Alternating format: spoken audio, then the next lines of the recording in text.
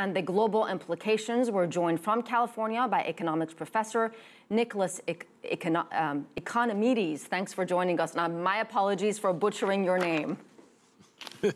Hello. Yes. Hi. Nicholas, so let's talk about what's going to happen on Tuesday. Is there any way out of this mess? I think there is a way, but not on Tuesday. There is a way on Sunday at the referendum if the Greek people vote yes, and yes to the euro, and there is an overwhelming majority of Greeks that actually in polls say that prefer the euro. So if they do vote yes for the euro, there is a hope, because after that, hopefully a new government can negotiate with the creditors. The present government has been totally irresponsible and not credible, so I doubt if they can do anything else. I think they are really on their way out. Nicholas, what if the vote is no? What's going to happen then? Well, that would be a complete disaster for Greece. Greece would have to leave the euro, go to a new currency. The new currency would be extremely weak, so people would be able to buy only 1/2 or 1/3 of what they buy now. So suddenly, from one day to the next, people become 50% or more poorer than before. And as you can imagine, this will create social upheavals. Additionally, you would have these very irresponsible politicians printing money. So they would print too much. They would create hyperinflation. So both of these things are such disasters that if they happen together, this is going to be a huge disaster for Greece. People are upset in Greece because they lost 25% of their buying power, of their income, in the last 5 years.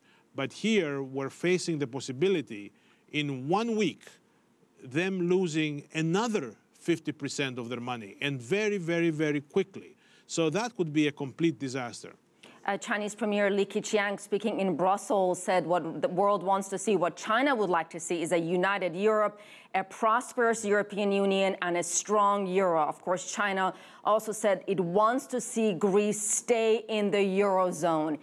Your best estimate here, will Greece stay in the eurozone or no? My estimate actually is that it will stay in the eurozone, because I'm very confident that Greeks are going to vote yes in the referendum, and after that the government, this present government, would not be able to govern anymore, since it would lose a crucial proposition, and then we would have a new government, hopefully a coalition government of national unity from many different parties, and then that government can negotiate a reasonable deal with the Europeans. Don't forget that the two deals, what the Europeans had proposed and what the Greek government had proposed, were extremely close to each other. So it came as a complete surprise that the present government withdrew from the talks and went to a referendum. So I think that there is a possibility of a solution, but unfortunately it requires this referendum to be done, a yes vote to come out, and this referendum is done under very, very difficult conditions, with the banks closed, with a sense of panic by the population, not only in terms of money, but also in terms of fuel and food. Nicholas, I want to ask you a question about the referendum and the question that is being posed to Greeks. I read this question. If I was voting in this referendum, frankly, it makes no sense to me. I want to get your take on it, and we're going to put up the question here. It says, should the agreement plan submitted by the European Commission, European Central Bank, and the International Monetary Fund to the June 25th Eurogroup, and consisting of two parts, which form their single proposal, be accepted? The first document is titled Reforms for the Completion of the Current Program and Beyond, and the second preliminary, Sustainability Analysis. What does that even mean? Well, I think to me as an economist, these things are meaningful, but to the average person, they're completely meaningless. So the average person is going to see this vote as yes to the euro, no to the euro. And that's going to be simple enough, I hope, for people to vote. Obviously, they don't understand that. And let me say there is an irregularity in the way that the vote is happening. For many, many years, for generations in Greece, there were two different ballots, one for yes and one for no. And here, they put both questions in the same ballot, and instead of the usual way of putting yes, no, they put them as no, yes.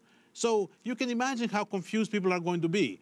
This doesn't, it's amazing that the government is pulling all the stops and doing things that under other circumstances would be called illegal to try to get as many people as possible to vote no. And the no, as I told you before, it's going to be a complete disaster for Greece. The present government is only doing it so that it doesn't take the responsibility itself to make a deal and instead is trying to pass it on the Greek people. And I hope that the Greek people are going to be smart enough not to take that responsibility, not to do what the government says, but instead to vote yes for the euro and eventually get a deal with the European Union and go back to prosperity and growth. All right, we certainly appreciate your time, Nicholas